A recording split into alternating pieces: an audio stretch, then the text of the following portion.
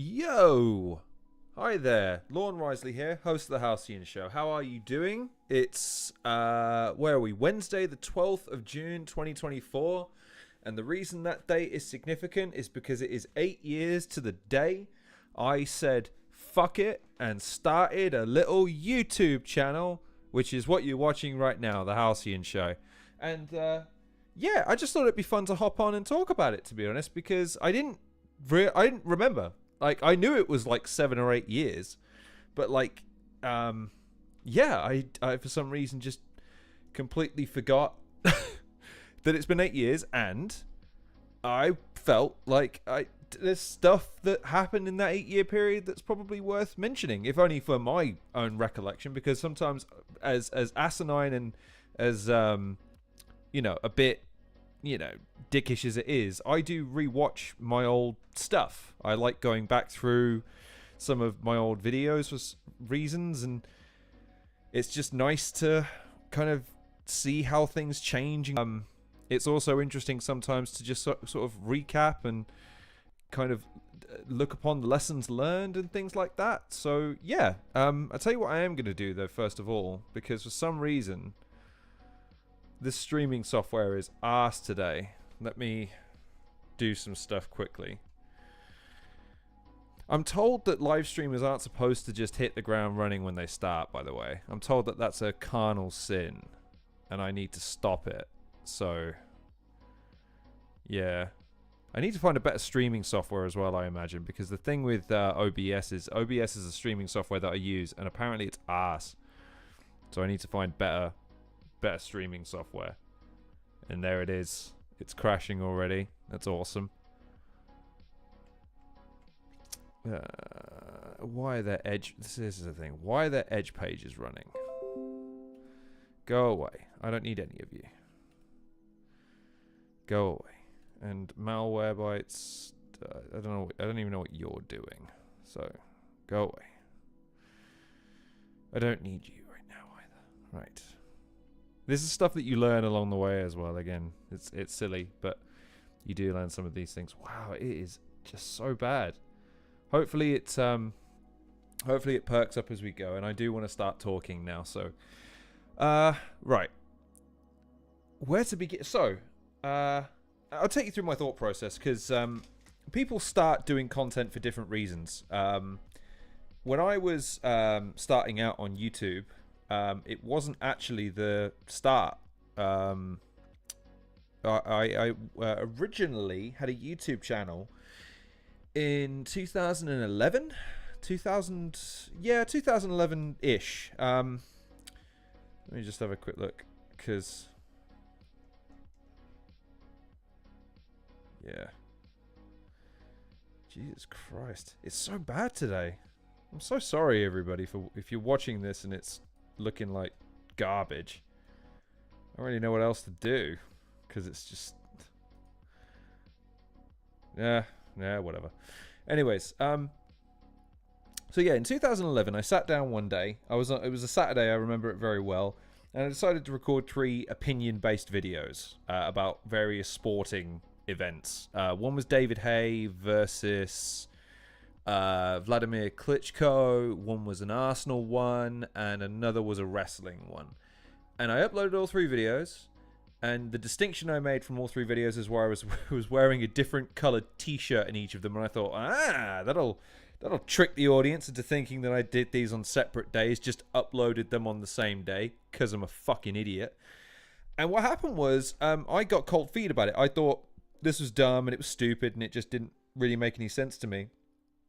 So I deleted them. I uploaded them, and within about an hour I deleted them, because I thought, well, I mean, does anyone really care? And do I really care? And does it make me look stupid? Is it embarrassing? Maybe. So I ended up taking all 3 videos down, and then 5 years seemingly go by, and right around the time that I was going through a probably the worst breakup of my life, I was sitting around my house with nothing to do. And I also, around this time, was really disillusioned with my job. I was working as a service coordinator for a caravan like a place that did caravans and you know, motorhomes and stuff like that. And I was really bored and a bit angry about the job because it was so just spending all your time trying to be interested in something that you're not. So I needed an outlet, and I thought, well, let me revisit the YouTube thing again. But at the time, I had nothing. Like, and I mean, I didn't even have a computer to record on. I had no video camera, no recording equipment, no editing equipment, no editing software, no nothing, nada. I didn't even know how one uploaded a video to YouTube. I don't even think, this is how bad it was, I don't even think I had a YouTube, like a Google account. I had a YouTube account. At the time, you didn't need a Google account because Google hadn't bought YouTube. And then, obviously, years go by, YouTube buys Google, now you need a Google account. So, that first video, and I've posted it, is weird to look back on now for a number of different reasons. Number one was the learning curve to go from hitting a fuck it moment and going, fuck it, let's try this YouTube thing, to actually being able to post a video for the first time. So once I actually hit the upload button and the video was live and my precious creation was online, it was everything in me not to feel just the most amount of pride in what I did. Like, oh my God, I can't believe I actually made a YouTube video. This is the greatest thing ever. But then my worst fear happened. People saw it. And it was trash. It's awful. It's a Batman Arkham City review. And much like the videos of the... So here's a neat little thing. Every video that I do now, when I sit to record or I do an interview, I make sure my chair is bolted, because the first video I ever did, I spent the whole video doing this. And the number one thing that everyone who watched my videos said was, you need to stop doing that. You need to, it's so annoying when you're in your chair and all you're doing is rocking backwards and forwards. It's so distracting. And at the time, I remember being really pissed off by that comment, because at the time, having gone from knowing nothing, and I mean nothing about video editing, what a pit was, audio mixing, how to film anything, scripting things, to uploading the video seemed like such an uphill battle to get something done. And then the first thing that people say was, you rock in your chair and it distracts us. I was so mad about it. But it was the first lesson I had to learn, which is, if an audience gives you feedback, you need to take it on board. You have to listen to what they're saying and try and find the kernel of assistance or the kernel of growth that piece of critique can offer you. And something as simple as that meant that going forwards, 8 years later, I still bolt my chair. I still make sure that I can't rock in my chair when I host a video, to make sure that if I'm hosting, I give you something to focus on. In fact, it was the inspiration for me to upgrade. So that first video goes live. It's a Batman review, and again, it's terrible. I ended up redoing it. We'll come to that. And I did the first maybe 4 or 5 videos the same way, which is sitting in a chair, cutting away to gameplay footage, and sort of reviewing a lot of older games that people had already played to death. Oh, and by the way, hi Charlie, thank you for joining me. Nice to see you. Reviewing older games that everyone had played to death already, and wasn't giving a particularly hot take on any of them, but I was doing it in a way that was inspired largely by guys like Angry Joe, Total Biscuit, Pro Jared, and actually one of my friends now, Cyril Lachelle, of Defunct Games. I was largely inspired to a great degree by him. But then as time goes by, I kind of go into a phase where I think, right, this is not good enough for me. I'm watching these videos now and I think I would not watch this. I think this is bad. What can I do to improve it? And my first thought was just general production. How do I make it look more like my competitors? Or not my competitors so much as, because everyone had in the gaming sphere had long since ditched hosting to camera. They were all just doing this basically, and then just utilizing gameplay footage. I looked at people like Angry Joe. I looked at the IGN guys, Stephen Larson as well, and they all hosted up. So I thought, well, how do I host standing up and look like I've got good production? That's when I learned how to use a green screen. And you learn how to use chroma key, and you learn about filming techniques and lighting and the studio ambience and all this sort of stuff. So my content, in my mind, took another nose upwards in terms of its quality. However, the lesson learned here is, yeah, it can look nice and sound nice, but if what you're talking about isn't interesting to people, why would anyone want to watch it? This was a period of my life where I started mass producing content to a large degree. There was about a 2-week period where I did a video a day, where I would wake up in the morning, write it, film it, edit it, render it, and upload it that evening. And I did that for about 2 weeks and decided very quickly that was dumb, because at the end of that 2 weeks I maybe had 10 views a video, which isn't the return of investment you want it to be. I ended up filming batches of videos. I ended up editing batches of videos. I ended up producing, rendering, and uploading batches of videos in the hopes that regularity and consistency would be the key.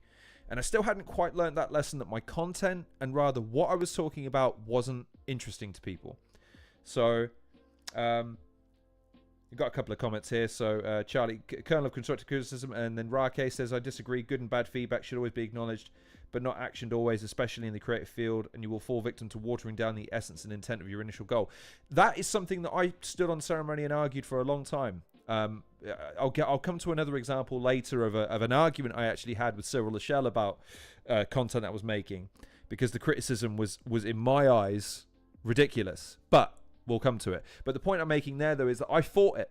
I used to reject criticism that I did not agree with, despite the fact that that's an audience observation.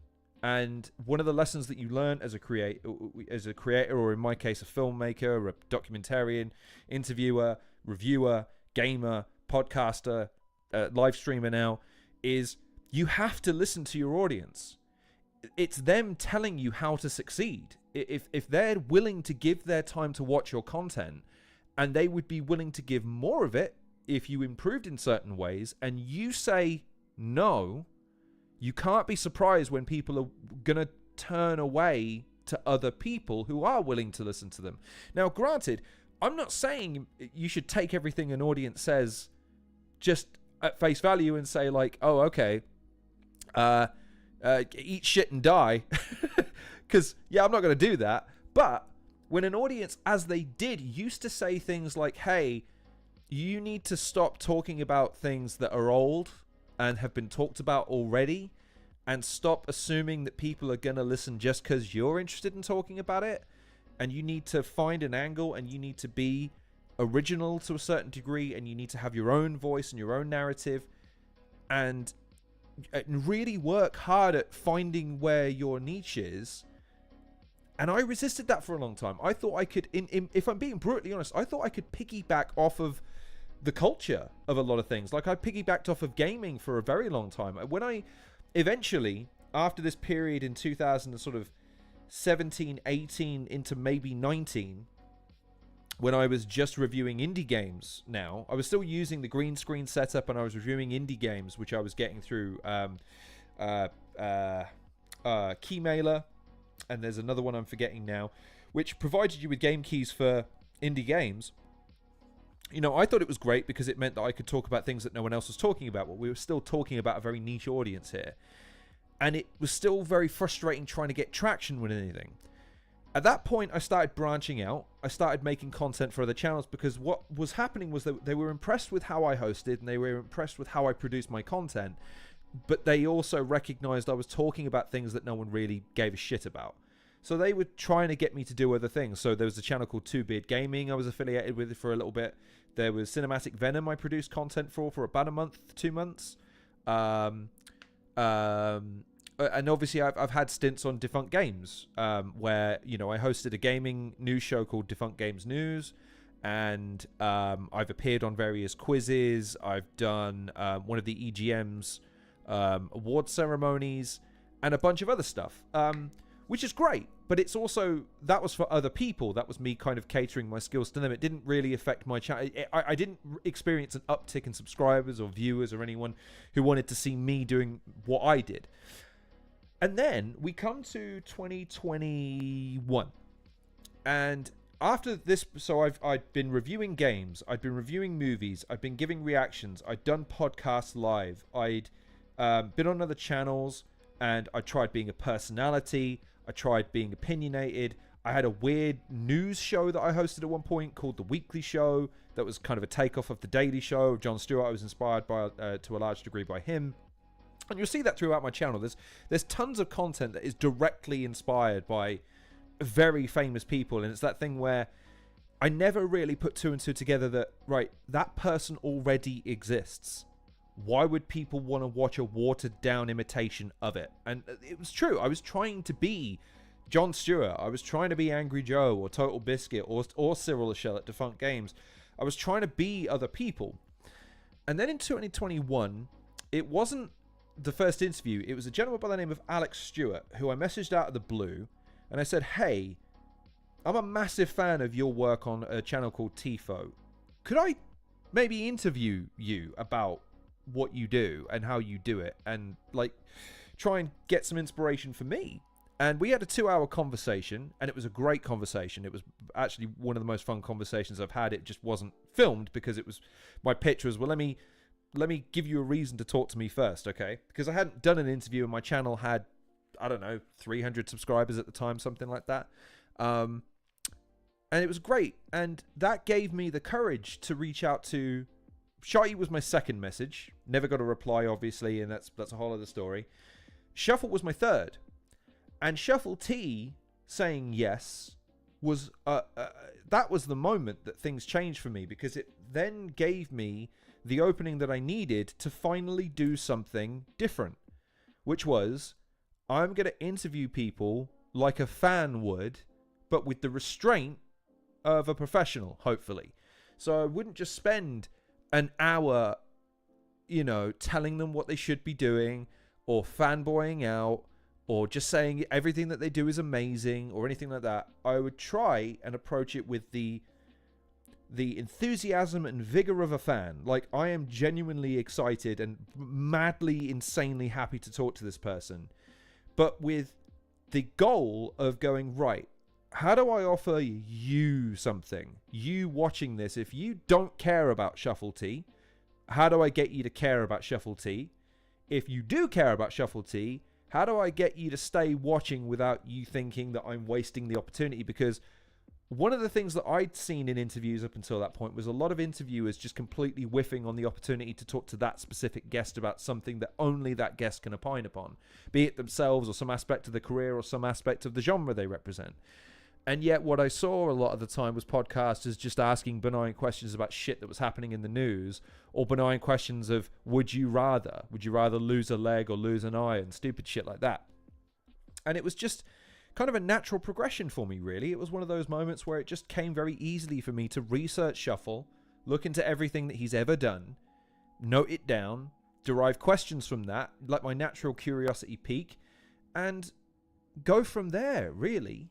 And Shuffle is the man, because not only did I had no evidence to present to him to say it was going to be good, and I hadn't figured out the format. I still haven't, to a large degree, but like, all of the experience of the last 6 years up until that point meant that I was reasonably confident that I could take whatever conversation we had and do something with it.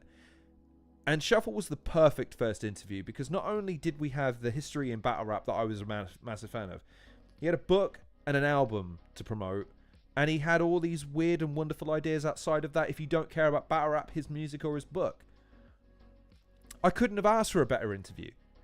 And then to top that then gives me credibility in the battle rap world. And so my second ever interview was Soul. Don't Flop champion for X amount of years, one of the best lyricists and poets the British Isles have ever produced, and a gentleman.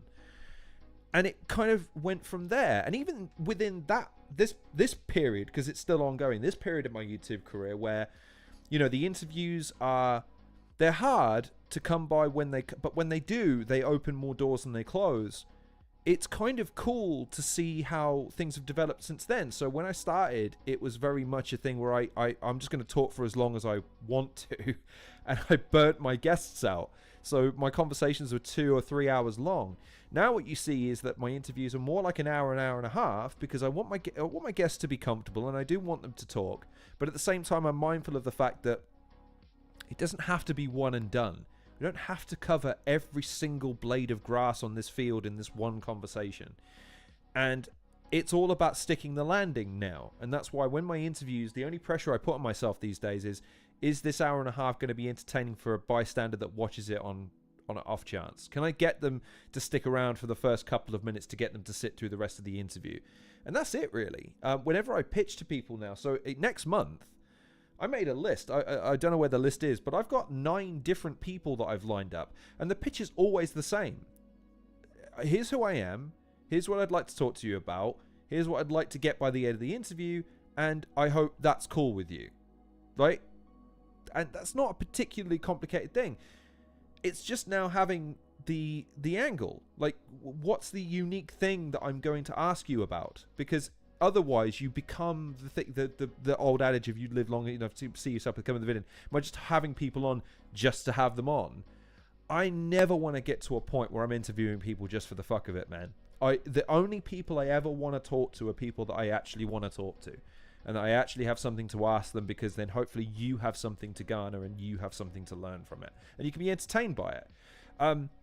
This weird new little wrinkle of live streaming that I'm doing right now, I don't really know how it's going, to be honest with you. It's difficult to gauge if it's good or it's bad. The last one I did with Shotty Horror and Arsenal's second battle has fucking grown legs and run away, which is great. But I genuinely can't tell if it's because people have mistakenly assumed it's a third battle between the two of them and they've clicked on it by accident, or if there is a market for battle rap reactions. I know Ruin Your Day does that. But I don't know if there's enough space in the sphere for me to be able to do that too. And I also don't know if I want to get too sucked into battle rap, because then I think that takes my eye off the ball about interviewing other people. So the TIFO guys, for instance, was my way into talking to guys that are in football and writing sports journalism, the wrestling side of things as well, the music side of things, acting, film, art, like artistry, like illustration, graffiti artists, that sort of stuff. I'd love to talk to artists at some point, and I worry sometimes about leaning too heavily into that. But ultimately, I want to do what is fulfilling to me, and I also want to do what is actually going to get traction, because my goal when I started in 2016 was very, very simple, which was I just want to get to 1,000 subscribers. And I remember at the time how not easy, but how achievable that felt. Like, that felt like 1,000 subscribers. Like, that's a lot, but I feel like I can do 1,000 subscribers. 8 years later, I'm still only halfway. Really, I'm only halfway. And the crazy thing about that is I have battle rap to thank for a lot of that success in recent times. So I don't want to sound like I'm denigrating it, but at the same time, that'd be an interesting question to come back. In fact, I need to come back to Rake's second example. So there's 2 things we'll come back to, because we need to talk about lessons learned along the way. But the battle rap thing. So I don't want to sound like I'm denigrating battle rap by saying like I don't want to cover it. I guess though I don't want to be pigeonholed as the battle rap guy. It's why I joked the other day about not getting a mention as a media member for Premier Battles, because look, frankly, I'm not a media member for I'm not. I'm joking about it again, but the fact is, I cover battle rap a lot simply because I fucking love battle rap, and I love the guys in it. The people within battle rap are some of the most creative, kind, funny, generous with their time, creative, inspiring people I've ever met or ever been a fan of, and yet, like, I got to meet. Like, I still... And this is the craziest thing about this most recent period of my career, right? On YouTube. I got to interview Al Snow. I got to interview Luke Thomas. I got to interview Luna C. And I got to interview Shuffle and Soul and Tony and Biz and all these guys who I was just a fan of. And I'm like, I can't believe it's so weird. My computer's talking to me, and it has to be my computer because you're on the internet where I can't talk to you. It's the craziest thing. I can't begin to tell you what a thrill it is for me to do these interviews. Like, genuinely, every time I sit down to do an interview, it's a thrill. And that's why, ultimately, I owe a lot of this to Shuff and to Battle Rap, because, frankly, it's what got me in the door to do something I didn't know I'd love quite so much as I do. And I love doing the interviews, man. I really can't tell you how much fun it is. Setting up, having my prep ready, chucking on the Zoom call, usually 10 minutes before the interview is due to start because I just can't bear the idea of being late. When a guest is already waiting for me, my heart drops a little because it makes me think, oh no, I've made them wait. But like, and then to get through the introduction, to get the conversation started, to go for 10 minutes, then 20, then 30, then 40, up to an hour, maybe up to an hour and a half, and then to go, right, let's wrap it there. It's a pleasure, turn it off, and then say, right, I'm so grateful, thank you for that. And then we're done.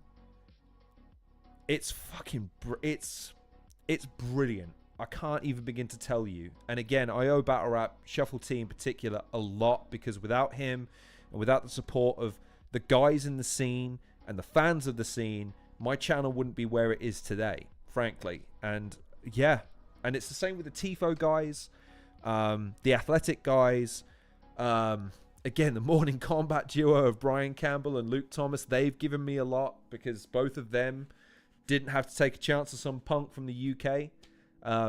You know, they could have been spending their time far more productively, I'm sure, but they took a minute and they came on. Nick Hodges, the guy who did or does History Buffs, that one was crazy to me. Max Durat was another crazy one. Like, I can't believe I'm talking to these guys. Like, I'm such a big fan of them. Even Cyril Lachelle, who I'm now really, like, he's a bud for life, man. He can have a kidney when he needs it. It's still crazy to me I can count him amongst my friends. Because the fact is that when I started, oh, Lord, I'm just sending you across. Oh, for God's sake, sorry. That's real life interfering. Sorry about the ping, folks. But anyways, Cyril Lachelle, the Defunct Games host, he's been an immense influence on me, not only as a creator, but as a friend. He's been just the best guy. And I can't begin to thank YouTube for that, because YouTube has opened the door to me meeting so many of these amazing people. And they've all become parts of my life in different ways. And it's crazy to think what life would have been like had I not sat down one day and just went, do you know what?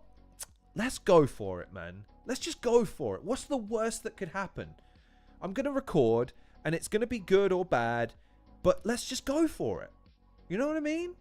But therein lies the lesson. So I don't want to get too far ahead of myself because there's some things here. So with regards to Rake's comment about falling victim, watering down the essence. So he's right in the sense that you shouldn't ever let people detract from what you want to ultimately achieve, which is, I want to produce good content. However, I will give you an example of a guy, I can't remember the commenter's name now, but it was on my DGN show, and the way I used to render videos was in a certain frame rate. And what it meant was that there was a bit of it was incredibly subtle, but there was a slight choppiness to the video. So we're talking very slight. And this guy, every week, because I used to do it weekly, you should go and watch those DGNs because, man, they were a labor of love. And I will put those DGNs against any other content you'll see on the internet. It was immaculately written on my part, if I do say so myself. It was edited to the best of my ability, produced in the highest quality I could with the best materials. By this point, I had a green screen, a lapel mic, better editing software, and this now bespoke editing laptop.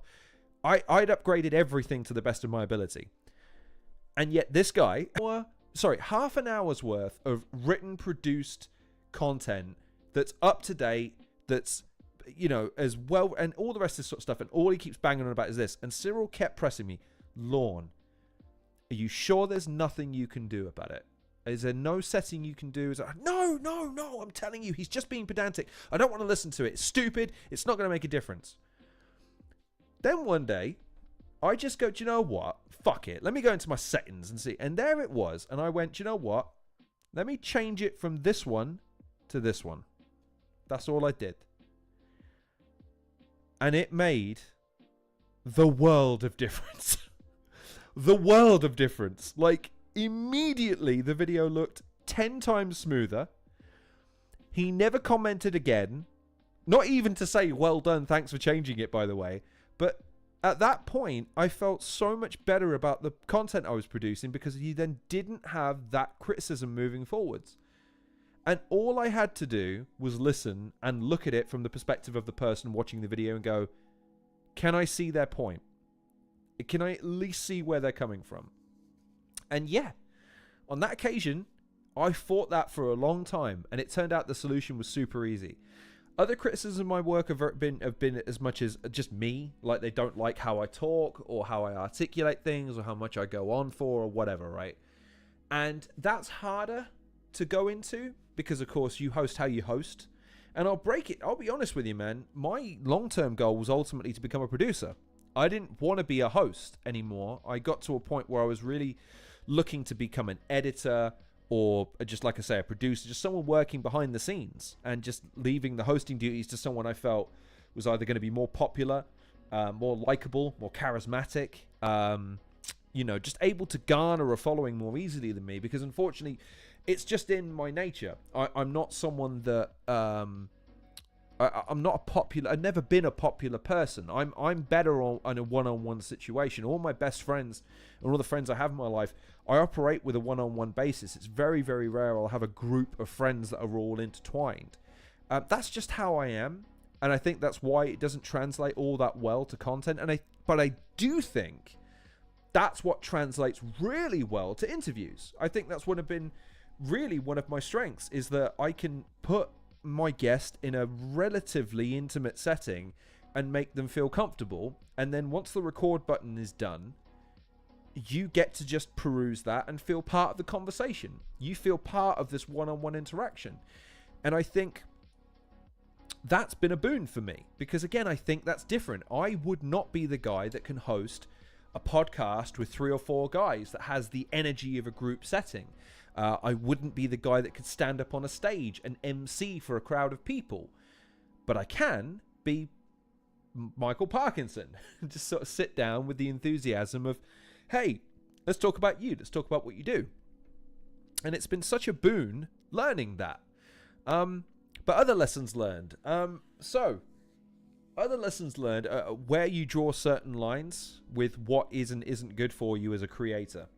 So when I started, the algorithm had not quite figured out what it wanted to do yet. Contrary to popular belief, YouTube wasn't always a cesspit of negativity and controversy. It took YouTube a few years to figure out that that's what people responded to, and that engagement wasn't a word that was used when I started. It was something that became coined as you went along.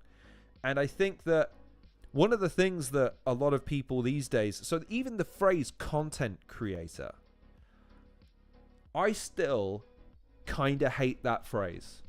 I'll be honest with you. I make videos for YouTube. I'm an interviewer. I'm not even technically a podcaster, because podcasts go on it's Apple Podcasts, i.e. the Apple Store, and podcast is just sort of a colloquialism that's been adopted over time. But nevertheless, when people stopped looking at making their videos as something fun, I think that's when YouTube lost its way in a lot of ways. Not that I'm saying that when YouTube started and it was people making things like chocolate rain and fucking playing keyboard with their cat paws and shit like that, it was all Oscar worthy. I'm not saying that, but what I am saying though is that when I was inspired to start YouTube, it was towards the latter end, but YouTubers seemed to just be having fun. They made things that they genuinely thought were funny or fun to do, and that they thought it would be cool if people took an interest in. what's the biggest change is in this landscape now where everything is content, and content is governed to a large extent by trends, and it's homogenized to a large degree. Being different isn't to your benefit anymore. When I started, one of the things that they tried to tell me, again, this is Cyril and a few others, is you need to do something different. You need to stand out. I don't think that's the advice anymore. I think the advice, generally speaking, to people when they start is look at what everyone else is doing and do your best to emulate it, tag it, and just sort of get in with the wave of it all. And that's frustrating because I don't know what that's like for people who might have been in my position, who wanted to say, fuck it, let's make some cool shit and just go ahead and have fun figuring it out. Like, when I started, man, like I said, I must be honest with you, I didn't even know how to film. Like, this set, if I walked in, how old would I have been? 26. 26, fucking hell. Oh, man, 26, I had my whole life in front of me. Oh, God. And he'd walk in on this old man. So if he walked in here right now and saw this and saw how easy it is for me to go, click, and I've got this, and I've got this, and I've got all of this, and all I have to do is click, he'd shit a kitten because of how hard it used to be. So to give you an idea, in my first video, I don't know if I've got the screenshot on this now. I think it might be on my Twitter one. Yeah, it is. Never mind.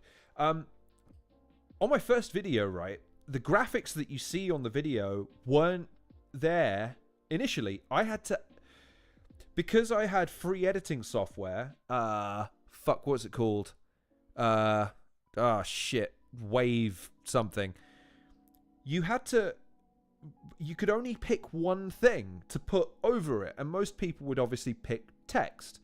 Now, I was this, fucking over-enthusiastic, somewhat over-ambitious creator who decided, right, no, I want a screen like Angry Joe does, playing the video while I'm talking, and I want cutaways, and I want little tags in the corner, and I want this and I want that. But I could only do one at a time. So do you know what I did to combat this?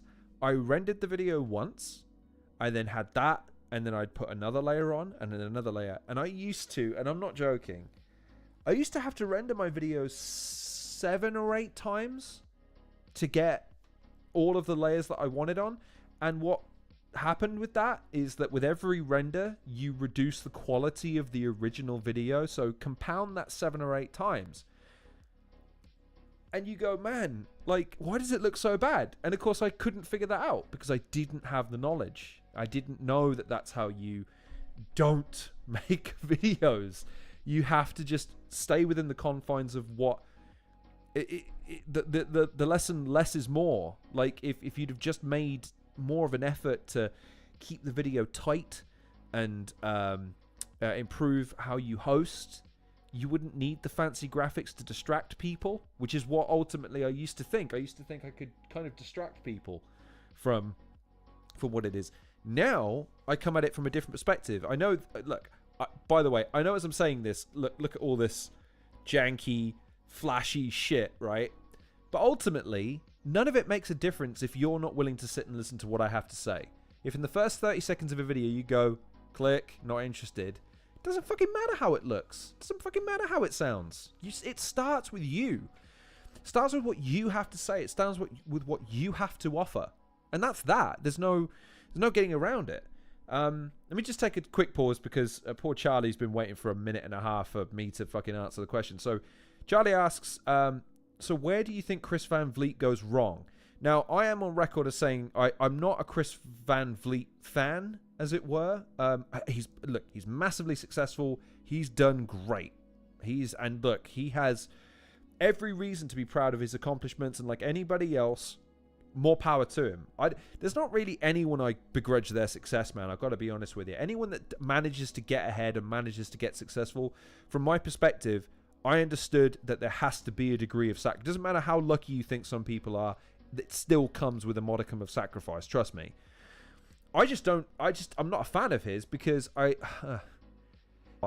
he does like provoking people from time to time.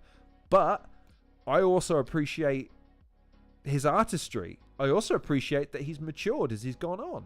It's okay to have conflicting views about people, because in my world now, look, if I could talk to Shotty Horror, I still would. If I could talk to Trubs, I still would. If I could talk to I still would. If I could talk to fucking, who's my worst enemy? Fucking Jake Paul. If Jake Paul tomorrow said he wanted to come on the show, I'd probably find a way to square that peg. But not because then I want to go, right, so we shed everything, we're cool. It's because everybody ultimately has something to offer in terms of what their perspective on things is, and it's rude or just downright wrong to deny it. Chris Van Vliet doesn't have an observable dark side, which makes me just think, like, so what is it? Like, I can't see it, but there must be some aspect of your life where you're a bastard. No one's perfect. Everyone is a tiny bit like a bastard. Mother Teresa is a little bit of a bastard. Don't know how, don't know when, but there's some aspect of her that's a bit shitty. Has to be. You're human. And so when I see someone that is as squeaky fucking clean and is so effortlessly just like a fucking Ken doll with his smile and his happy little face and his chiseled little pecs, something about me makes me go like, yeah, so what's your dark side? Like, with all due respect, when there's nothing more liberating for me in terms of fandom is when you start to see someone's real side come about. Anthony Joshua is a fabulous example of that. The Olympic hero, the man who came up from obscurity and started boxing to escape a troubled past. Yeah. But then you see the horrible bastard side of him when he starts threatening people behind the scenes and he starts speaking some real street shit to people. Right.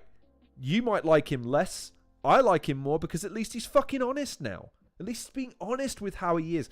Ian Wright, the reason I love Ian Wright so much is because he was just overt with how troublesome he was when he was younger and how he's cheeky and overtly like that. But I love him because he embraces his flaws and he displays them with honesty and without any hint of I'm just getting away with it now.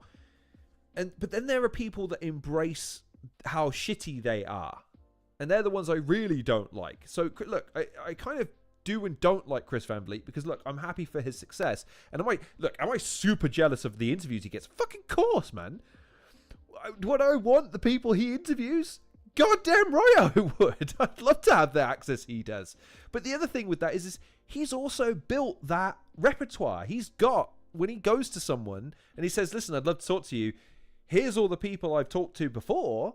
Like, he's earned that. He's had to build that over time. There are guests I wouldn't have been able to speak to unless I had a repertoire. If I didn't have a backlog of guests I've already spoken to.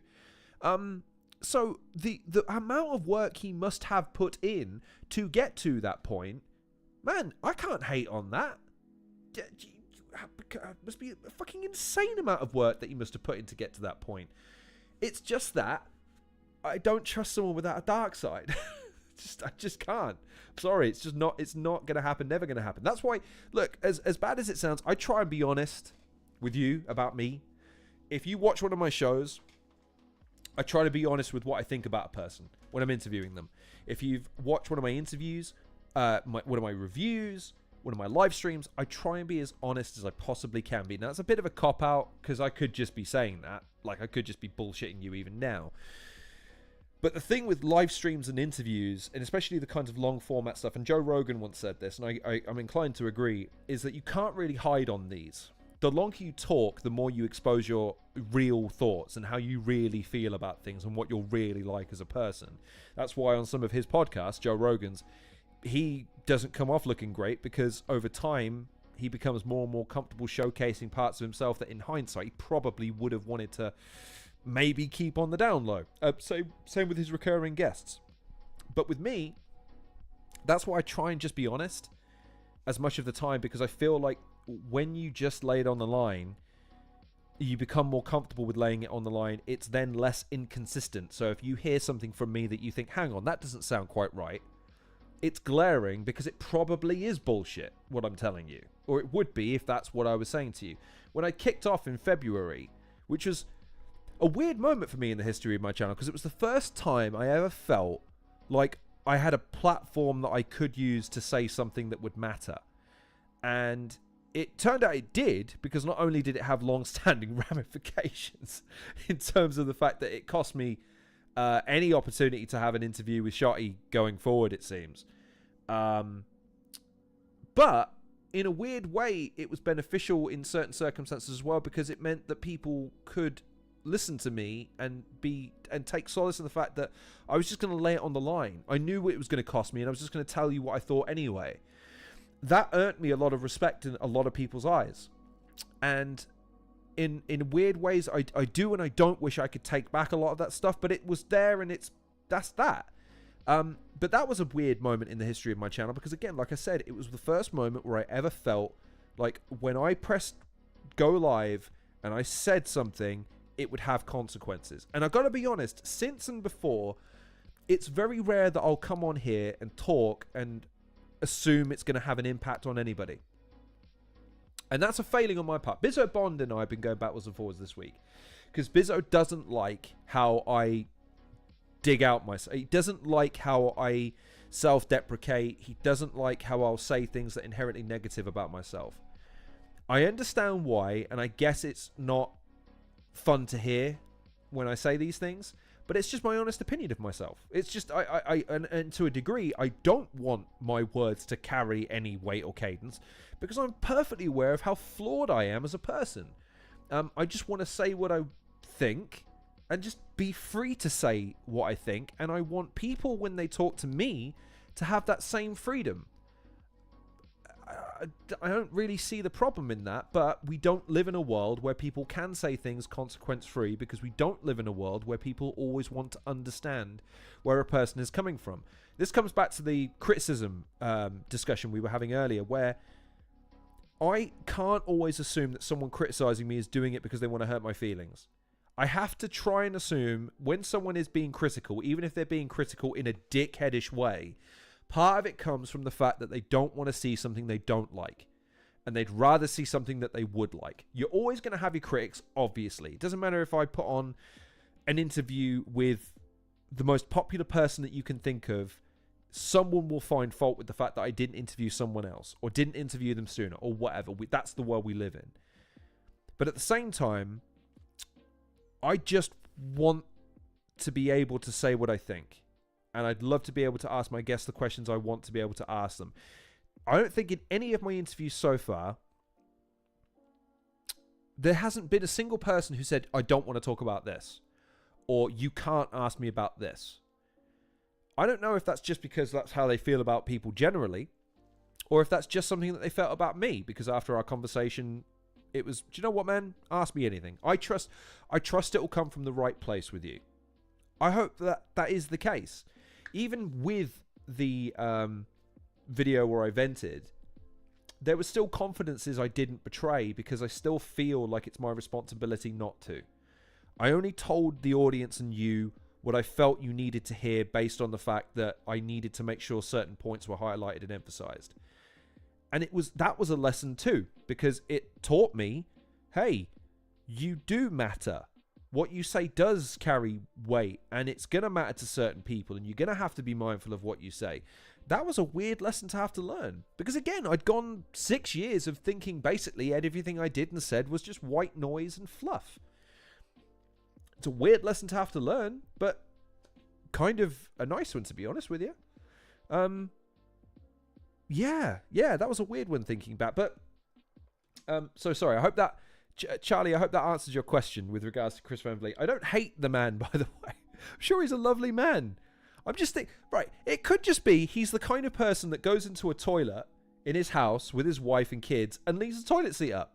Maybe that's his dickheadish thing. And it doesn't matter how many times his missus complains, or how many times she backs up and the seat's not down and she complains afterwards. He just doesn't put the fucking toilet seat down. Maybe that's him. Again, I refuse to believe anyone on this planet is perfect. We all have one thing we do wrong. Okay? In Bizzo Bond's case, Bizzo Bond is a lovely man, and he'll message me and we'll have discussions about positivity and mental strength and persevering and all the rest of it. But he won't try a cup of coffee. He is the devil, okay? Make no mistake. Bizzo Bond is the devil until he tries a proper, full-blooded, brewed black cup of coffee with maybe an inch of milk, maybe some sugar. Okay? He is the fucking devil until he tries a cup of... He'll eat hummus. Hummus. But he won't try a cup of bloody coffee. Unbelievable. I'm joking, of course. I love Bizzabon to death. But try a fucking cup of coffee, man. Fuck. Anyways. Other lessons learned. Yeah, don't get too attached to a video. That's the other advice and piece of thing that you go. So, I can't tell you how many videos I've uploaded with the highest of expectations for how much people are going to love this video. Oh, gosh golly, I put a lot of effort into this video. Oh, boy howdy, I really tried with this one. And no one gives a shit. No one watches it. No one gives it a like or a comment or a share or anything, right? No one, nothing. And then you upload something, don't give it a second thought, and for whatever reason you happen to be scrolling, you go, I'll just check on the analytics quickly, see how everything's going, and it's erupted. The TIFO, my most popular video today is my TIFO parody. Okay, it's where I just sat down one evening. I'll tell you what happened. I was bored on like a Thursday or a Wednesday, and I was listening to the podcast, and I was doing my Joe Devine impression. Like, hello, welcome to the TIFO Football Podcast. I'm Joe Devine. And I just thought, fuck it. I'm just going to record it with my phone. Just do a 2-minute thing where I'm just going to record it. One take deal. Edit out all the spaces. Maybe change the pitch of Alex Stewart and add some static on Seb Stafford Ball because he was always on the thing at the time. And like, it's and it's like, okay, I thought it was all right. I thought it was okay. It was like, it's kind of funny, it's kind of not. And man, the traction, it just went, wah! It's 30,000 views or something like that. It's the third of the views of the entire history of my channel. A third. For 2 minutes of a joke. Like, so, and I just remember being like, this might be the worst video I've ever made. And yet, it's my most popular by a considerable margin. And it makes you go like, come on, man. My DGNs take me a whole week to write, edit, produce, and upload. This took me 2 hours. And I was barely trying. Like, come on. But my point there is you shouldn't get attached to it. And it's one of those things where if you are attached to a video, you need to release it into the wild and never pay it any attention ever again. Okay? If you loved making it and you want to do more, that's one thing. But if you make a video that you really love and that love is going to be jilted by how much other people like it, that is a recipe for making you want to go to the near, just eat your feelings, man. Just eat those feelings right up, man. Like, it's no good. It's no bueno. Another piece of advice I would give you is save early and save often. One of the things they don't tell you when they start making videos for YouTube, especially if you're using editing software as bad as mine, is how often you'll lose saves or things will be corrupted or I'll tell you another thing. So this wasn't so prevalent when I started. When I started, copyright was still fairly liberal on YouTube. The claim system was in place, but it wasn't going mental, claiming everybody's shit. Now, though, oh boy howdy, everyone basically operates under the principle that you can't play more than maybe 5-6 seconds of copyrighted material anymore, even if it fits the definition of fair use. The reason I messaged everybody at the beginning of the live streams when I started live streaming reactions is because I wanted to go, hey, so I'm going to be doing this. Please don't claim my content. I'm going to be reacting to yours, but I will take whatever measures necessary to make sure that you are happy that I've distinguished it from the original, so that I'm not stealing anything from you, so that I don't get claimed, because I don't want to get claimed. Now, that might seem like an overreaction, but honestly, man, I still to this day get pinged about certain clips that I've used from when I first started. Because when I first started, it was, you could use whatever you wanted so long as it was within the frame of fair use. I.e., you were using it for review purposes, journalistic or educational purposes, and you didn't just wholesale upload someone else's video or music. Like, just wholesale. then that's when you started seeing people flip the video. YouTube catches onto that. They'll then edit the orientation of the video. They'll change the frame rate, the color, the pixelation. They'll add that's when you start seeing video on video to try and trick that sort of shit. It just got ridiculous to the point where we are now, where people are just afraid to use copyrighted material, because even if it's like, you know, and then vice versa, you've got TikTok and Instagram just wholesale copyright abusing shit. And like, I'm sorry to be like that guy, but as someone that's so again, another fun story, my channel has never been eligible for monetization ever, except for 2 weeks at the beginning, where I earned a grand total of 92 pence. It still says it right now in the history of my channel, where it says estimated revenue. It's been 92 pence for 8 years, and I'll never see that 92 pence because you can't claim it until your channel's eligible for monetization again, which won't be until I hit 1,000 views and 4,000 watch hours, which I did the 4,000 watch hours. I haven't obviously hit 1,000 subscribers yet. Point is, though, like, 2 weeks after I started, the adpocalypse happened, and it changed the landscape in ways that you couldn't begin to imagine. Everyone was freaking out. The largest subscriber YouTubers were shitting kittens because they genuinely didn't know what they were going to do.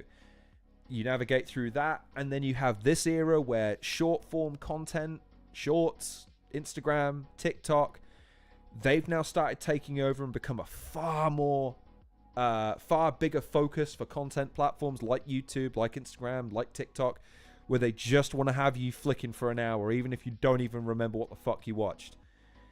It makes the sphere so much more competitive in a way that I can't describe to you, because how am I going to convince people to sit and watch me for an hour with a guest when they can just blindly and aimlessly and mindlessly scroll through bollocks for an hour that they barely remember at the end of it?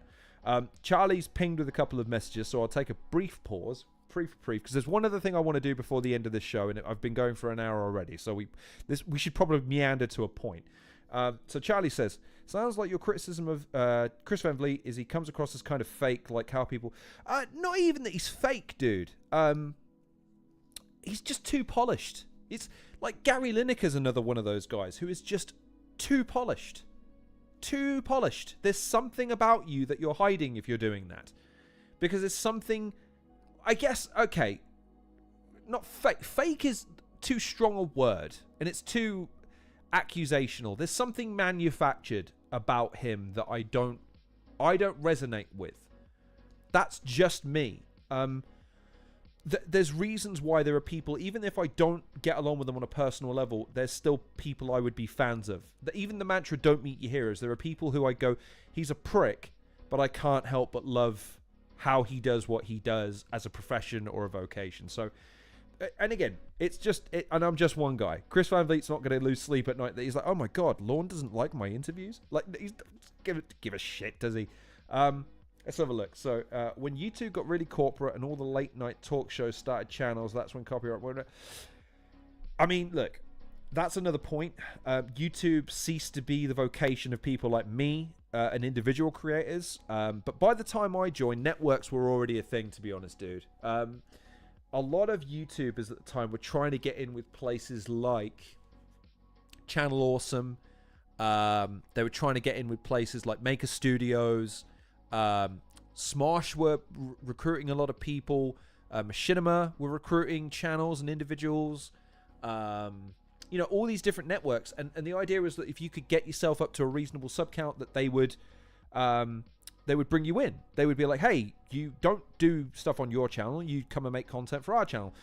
And I'd flirted with that. Like I said, I'd done stuff, I'd done stuff with Defunct Games, and I'd done stuff on Cinematic Venom, and I've done stuff on Two Beard Gaming, but they weren't networks per se. They were other YouTubers, and the idea is we would conglomerate. When I first started, that was the biggest thing for channels like me, is we would find other channels like me, and we would support each other. We would watch each other's videos, number one. We'd share each other's videos, number two. And we'd collaborate. We'd appear on each other's channels. We'd try and create kind of a community.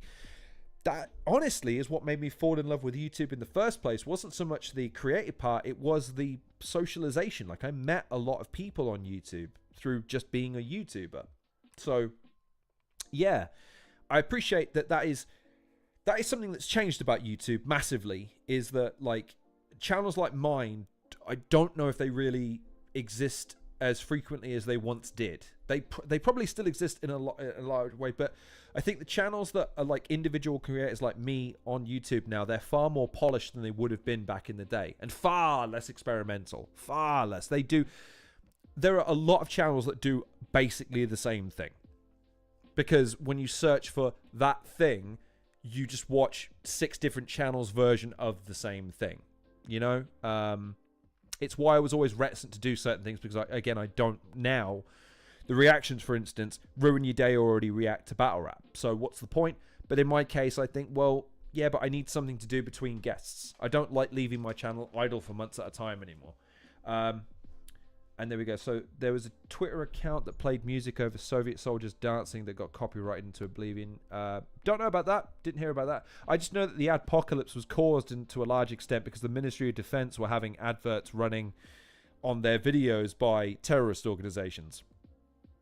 And they got pissed off about it, rightly so. And YouTube basically had to pull every advertisement on the channel for about, I want to say it was a couple of days. It wasn't as long as a week, I know that much. But basically it was a couple of days there where YouTube freaked out and realized, right, we can't let everyone be monetized anymore, because the people that monetize will then run adverts that we can't marshal. Instead of taking editorial responsibility, they just put it in the hands of a bot. And this is where we are today. Never forget machinima and the contract fiasco. Yep.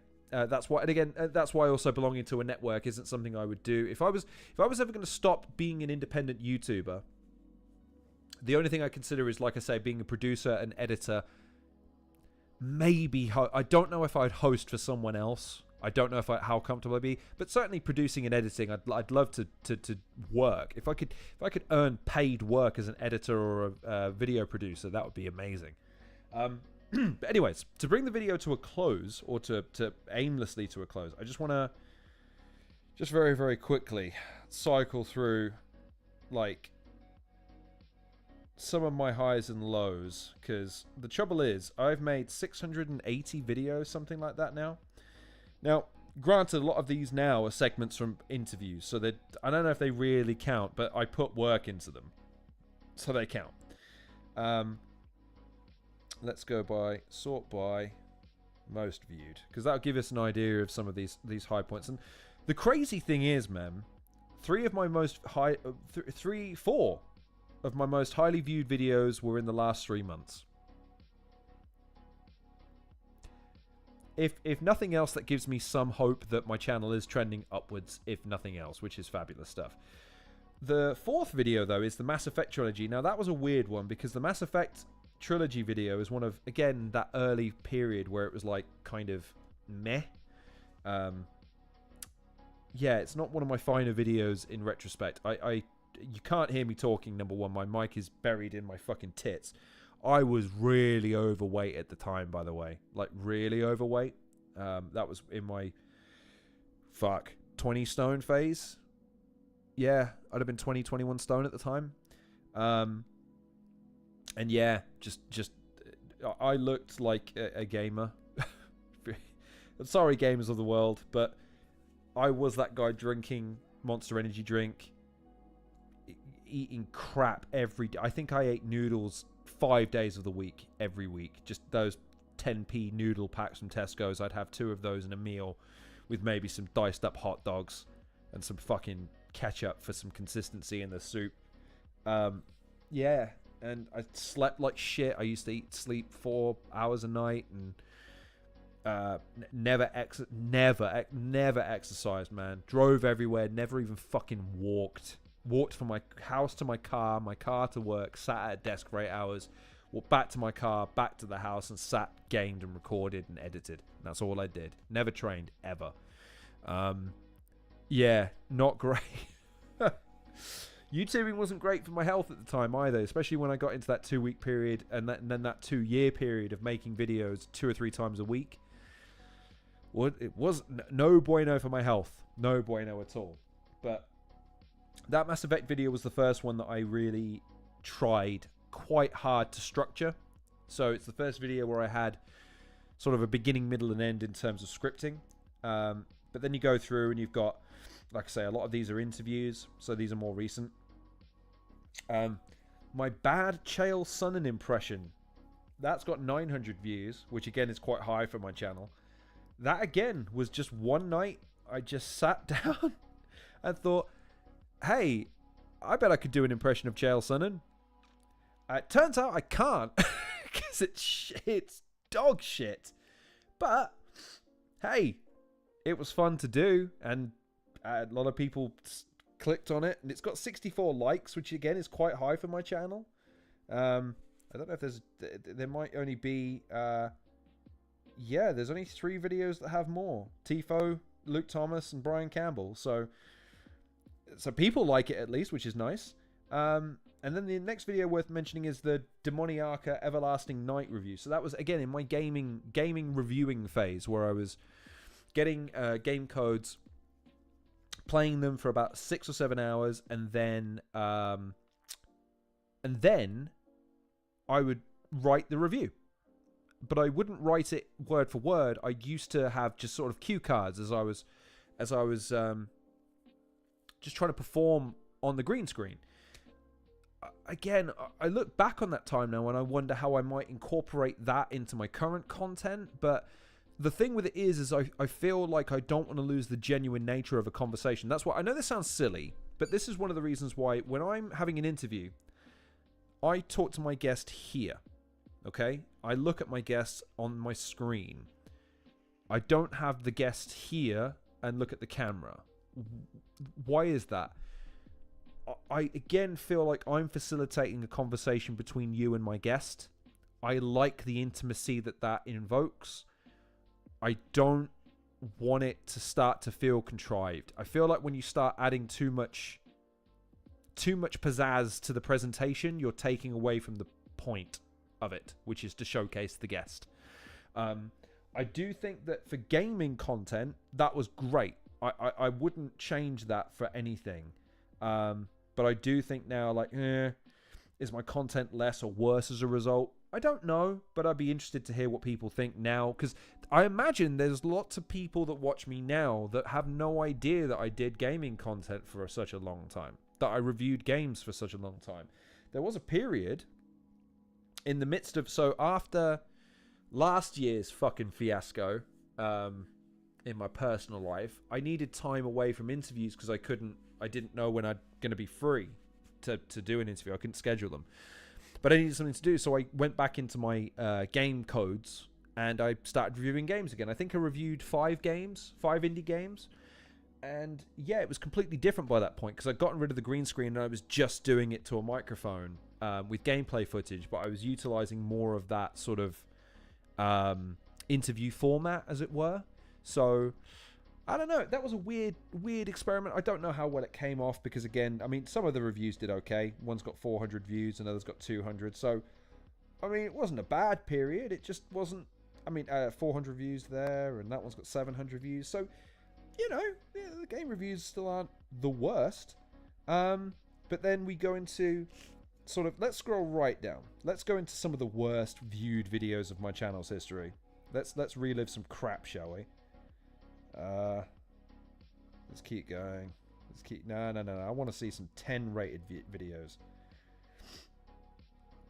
Come on, give me some 10 rated ones. Talk amongst yourselves. Come on. Oh, so yeah. So when I started, I thought, do you know what? I'm witty and edgy. Let me start a podcast. And that was the laziest idea for a show I ever had. Was I was just gonna hit record and put a beginning slate and an end slate, and that's it. And if you could only see the thumbnail I made, my word, it looks like it was made in paint, 'cause it was. Oh man, dog shit. And do you want to call my podcast? These are fucking painful to sit through. Man, I don't know what to do here. Sifting through some of these. Oh wow, I did 100th video. Let's celebrate me making 100 videos that no one watched. So yeah, 100 shows, 100 subscribers. Oh, okay. I had 100 subscribers at that point. Oh, okay. So there's some nice symmetry there. Okay, fair enough. And I had 7 different show types.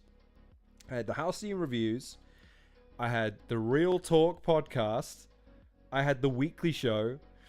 And then I had my Razer reviews, my Blink reviews, and my top 5s. Right. We should talk about this. So, another piece of advice and another lesson learned. Keep it simple, stupid. So when I started, I was just going to review shit. And then after doing a couple of reviews, I got bored. And I wanted to do a bunch of other things at the same time. And then I thought, well, I don't want to do...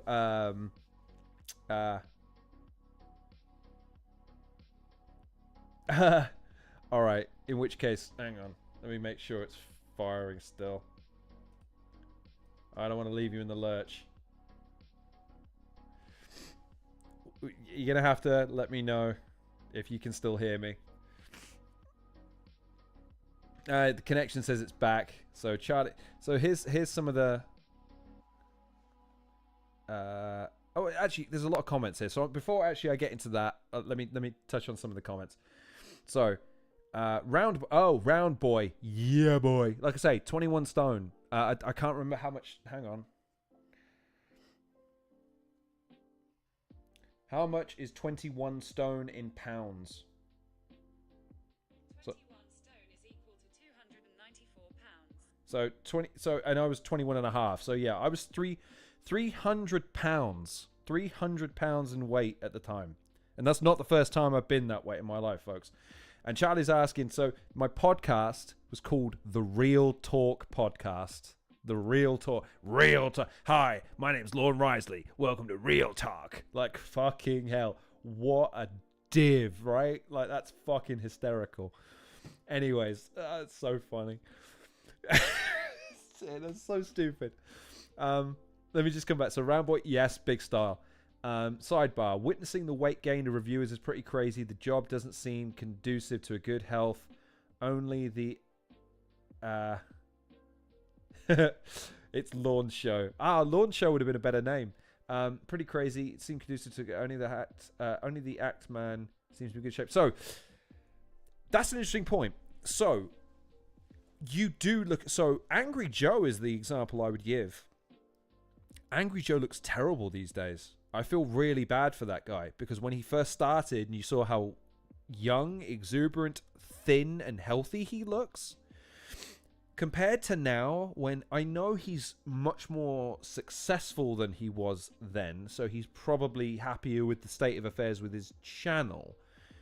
But, like, he looks unhealthy. I can't lie. Like, when I was doing my, you know, not full time, but I was trying to approach YouTube as, like I say, more of a business. Sorry, you're gonna have to forgive me. I'm fiddling with my hat too much now, but my hair's an absolute state. I've got the clippers out at the moment. I'll cut these. I'll cut this absolute state later. I was suffering as a result of it too.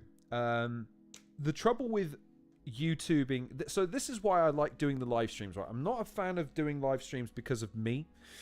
I don't think I'm a great live streamer. I don't offer enough to be a live streamer, I don't think, in terms of insight or expertise or anything. However, one of the things that I like about live streaming is that it is a case of so long as you have a kernel of an idea and you can talk and you can engage with your audience, it's actually a super easy way of producing a video, okay? My responsibility now is to manage the production of the video and how smooth and slick it is in terms of how it looks to you, which is why I get so frustrated when the frame rate drops because my internet is so wank. Mark my words, if I ever get fiber optic broadband, live streaming as a genre is in trouble. I'm coming for you. But anyways, what you don't see with some of the videos that get made is how hard it is to fucking do it. You've got to find something you actually want to talk about, that people care about you talking about. You've got to get it made and turned around quickly enough that it can hit the algorithm and be picked up by people when they actually want to look for it. In gameplay terms, you've got to get a hold of the game, play it long enough to have an opinion worth listening to, play it enough to be able to get an individual and unique perspective on it, capture all the footage, write the review, edit the review, find the footage of the gameplay that harkens back to parts of the review you're talking about, and then upload it.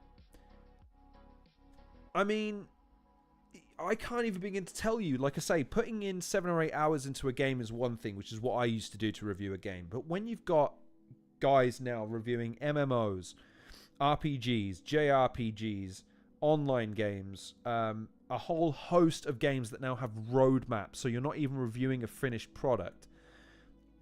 Buggy games, games with controversies and followings.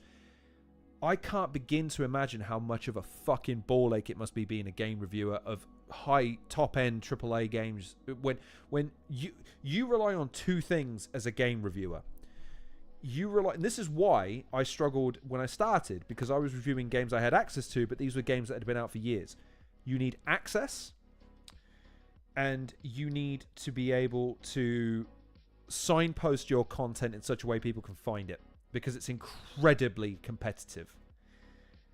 Interviews aren't quite the same, because I've never had an interview that Luna's probably the first person I ever interviewed who had contemporary value as an interview, because he was coming back 2 weeks after I interviewed him. I frankly never factored that into my decision to interview him. I've wanted to talk to him for years, so it was just so happens we got a contemporary interview out of it. However, access is something that I have to be conscious of when it comes to interviews. That's why, like I said, one of the things that I never really took into consideration when I did my live stream was how it might impact my access. Now, it's a double-edged sword, because you should always be cognizant of that access, but you shouldn't ever hem yourself in as a result of that access. In gameplay terms, though, I can't begin to imagine the toll it takes on someone like an Angry Joe, where it is incumbent upon him to not only produce a review, but now he's got a live stream 4, 5, 6 hours a day. And then when he delegates it to other Joe or to any of his other compatriots, and they don't want to watch him, them as much as they want to watch him, you end up chasing your tail with a lot of this shit, man. And like I say, I feel sad that part of me sitting here talking right now is this idea of I can't leave my channel idle because I worry about what it's going to do to my other videos. Like, if I leave my channel idle, is YouTube going to stop suggesting them and recommending them because I haven't uploaded in a week? I don't know. I genuinely don't know. This is part of the problem that I find on YouTube, is that you want every video to do better than the last. You want every video to have the traction of the last video. And it does feel like riding a fucking Bronco sometimes, because sometimes you'll get a real sweet stint where everything seems to go, and then suddenly, boom, a video won't get a watch. And you go, but this person has a lot of views, has a lot of followers, or gave a great interview, or whatever. It just doesn't seem to be getting any traction. The differences between then and now, sorry to go off on such a tangent, but it is where I relate it back. I can do something that most YouTubers can't, and it's something that I probably wouldn't be able to do if I was a bigger channel, is I can afford to take breaks. Cyril Lachelle, my friend and colleague over in Defunct Games, I don't think he's had a week where he hasn't uploaded something. Like, his consistency is ridiculous, but that's par for the course on YouTube. You have to upload consistently. You have to upload every day or every week or on a frequent enough basis that YouTube feels comfortable pushing you, rather than, hey, I have a video that's really good. It's been put together really nicely. It says something eloquent or interesting or funny. Here it is. YouTube goes, yeah, but you haven't uploaded for a month, so going to put you in the maybe pile for now. And the double-edged sword of that is that they... oh, sorry, I'm just noticing that there's a few more comments here. But just to finish my point, it makes it so frustrating as a creator or as a video maker or whatever you want to call me, YouTuber, that you can put your heart and soul into something and it won't get picked up. And then the most frustrating comment I get, and it comes from a lovely place when people say it, I don't want to denigrate them for saying it. Wow, your stuff's really good. I don't know why you don't have more subscribers. I'll tell you why. It's because it doesn't get shared around. Sharing... I'll tell you now, right? If you have someone that you like as a creator or a YouTuber or anything of that ilk, the best thing you can do for that person to support them isn't watch all of their videos or like all of their videos or comment on all their videos. It's share their channel. Share their channel. Take their channel's link. Super easy to do. Click copy. Go to your socials. Paste it with, hey, here's a person I watch who does these. He's really cool. She's really funny. Maybe you should try them. And you hope that that then opens the door to more people who would then check you out. And of those people that check you out, maybe 5%, 2% of them stick around. But it's still 2% more. That's what kills my channel and a lot of other channels like me these days, is that, yeah, you might share a video, or you might tune in for a video, click like. You might tune in for a video and leave a comment, which is great. It is great for the algorithm. But that then doesn't permeate to people that would be interested in other stuff that I've made. And that's where it starts and ends for a lot of YouTubers. If you have a YouTuber, and I'm not saying this about me, by the way, I'm saying this about other guys or girls that you see and watch and go, they don't seem to be growing. They don't seem to be going anywhere. Get the link of their channel, post it on your social media. Say, hey, this person does this. Maybe you'd like it, maybe you wouldn't, but here they are. You discover people. And when you discover someone and you see they've got a backlog of stuff, it's that really elevates channels these days, smaller channels. Because these are the channels that don't get picked up by the algorithm. These are the channels that rely on word of mouth. And as foreign a concept as that is, in this modern age of digitalization, when you've got channels that, like mine, who are 1,000 less, maybe a bit more, word of mouth is what is the difference maker. It's your videos are not going to get picked up by the algorithm, but if they get picked up by 10 of those subscribers who share it on their social media to and cumulatively that could be another 100, 500,000 people that then are exposed to your content through someone that they know and have a touch point with. That really makes a massive difference to people. I can't begin to tell you how often, like, someone will see a video of mine or an interview of mine shared by someone, and then that attracts that person to my channel.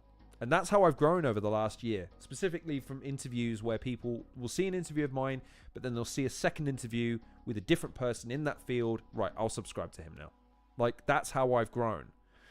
As much as it's lovely to get views and likes and shares and things of that nature, it's views and likes and comments, it's shares that really make the difference now for channels like mine.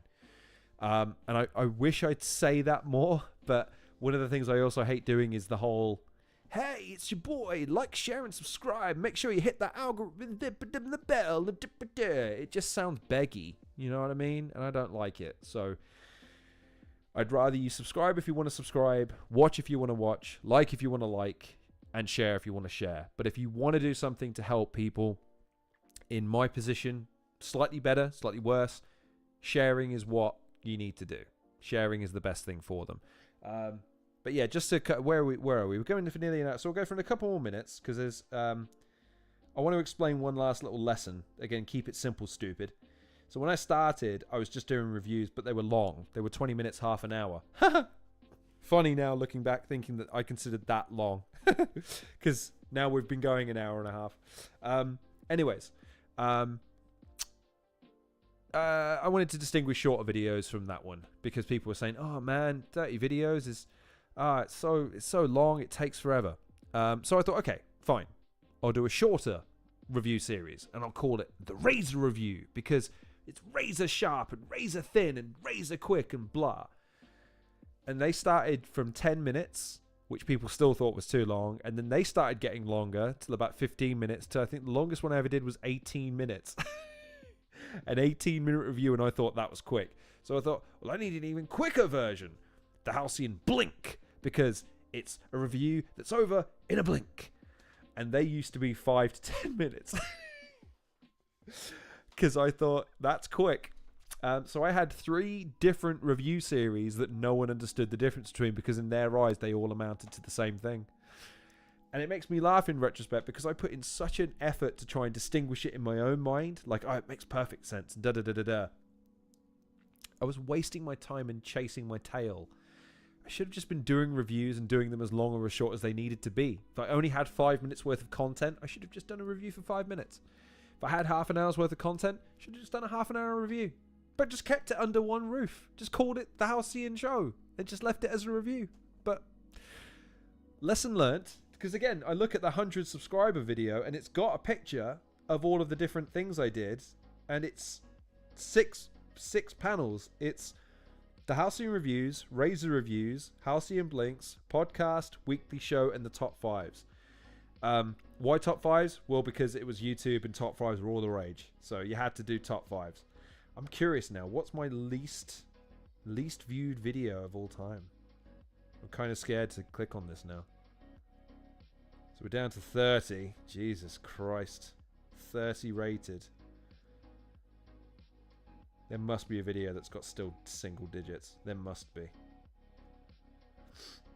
Oh, God. There must be. Drum roll, please. God, there's so many videos. So much crap on my channel. I should really go back and curate it, really. It's a Halcyon podcast Survivor Series where I talked about something that WWE was doing. I changed the logo by this point.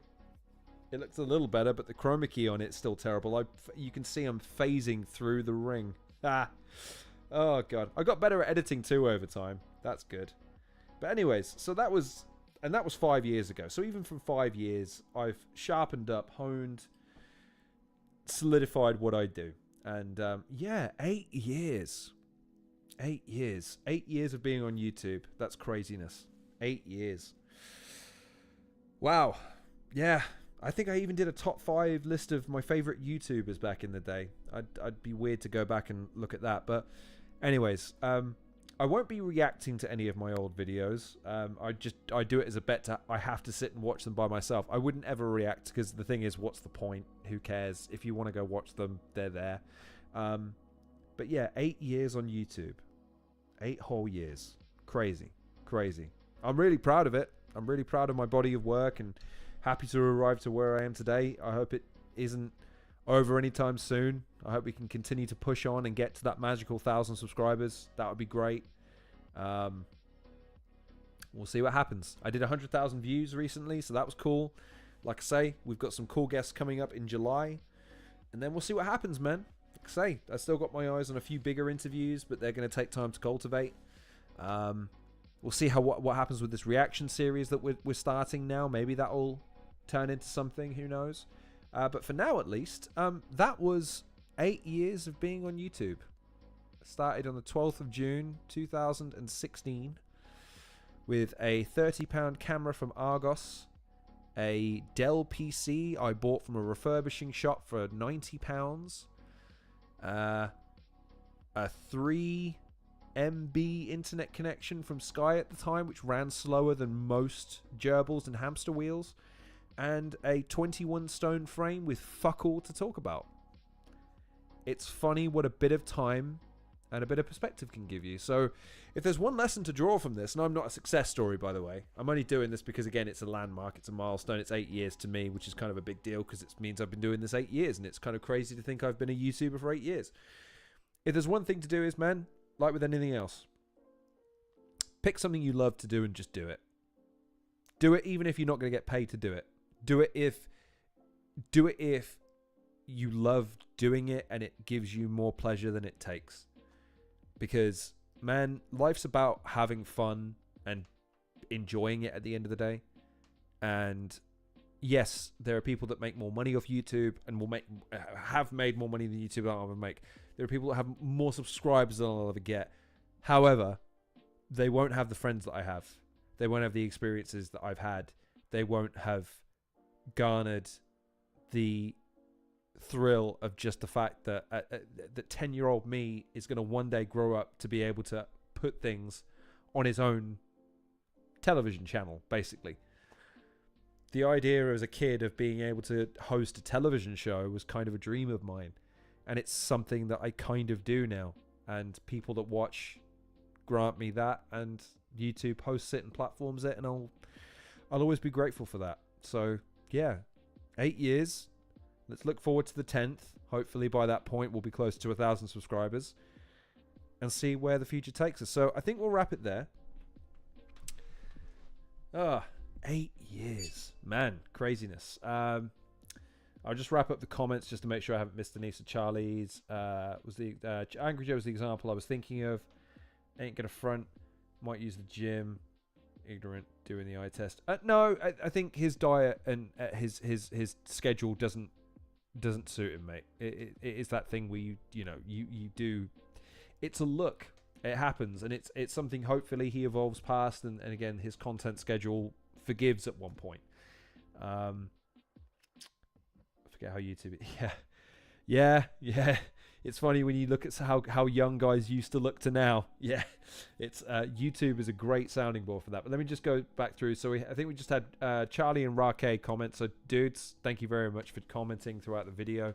It's been lovely having your company. Like, share, and subscribe. Listen, man, just thanks. Anyone that watches this, thanks for anybody that ever gave a video of mine a shot. Gave it 10 seconds of your time, gave it 2 minutes, gave it an hour. Don't care how much. If you ever subscribed to me, shared any of my videos, liked a video, I'm eternally grateful to you. You gave this old man an opportunity to do something silly, fun, and something I deeply love to do. So, yeah, I appreciate it. And again, here's to a couple more years, maybe, and more videos to come. More interviews in July, as I've said on the last couple of live streams. And yeah, I appreciate every single one of you. So listen, my name's been Lorne Risley. This has been the Halcyon Show. Stay tuned for whatever the hell comes next. Probably an interview, maybe a reaction video, who knows.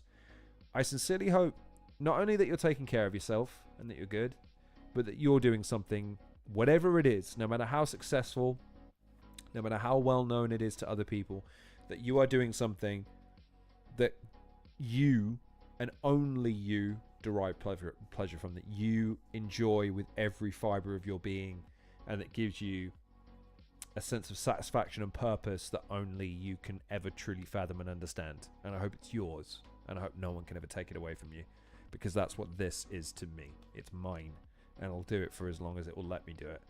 So yeah, this has been the Halcyon Show. I love you, every single one of you, for giving this a shot and giving me the opportunity to do this. And yeah, I'll see you on the next episode of the Halcyon Show.